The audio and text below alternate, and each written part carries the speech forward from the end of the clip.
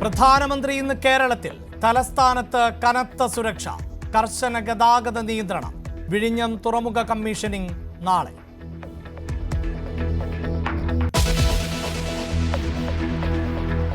ഇന്ന് സാർവദേശീയ തൊഴിലാളി ദിനം.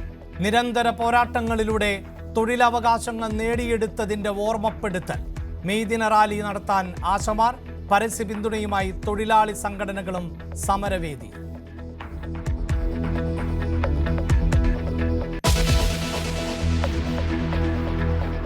കൈക്കൂലി വീരനെ സർവീസിൽ തിരിച്ചെടുത്ത് സർക്കാർ ഉത്തരവ്.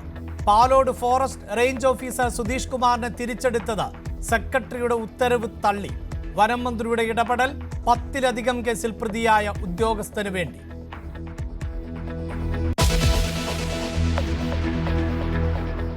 ചരിത്ര കരാറിൽ ഒപ്പിട്ട് യുക്രൈനും അമേരിക്കയും. യുക്രൈന്റെ പ്രകൃതി വിഭവങ്ങൾ അമേരിക്കയ്ക്ക് നൽകും. കരാർ യാഥാർത്ഥ്യമായത് ദീർഘകാല ചർച്ചകൾക്കൊടുവിൽ.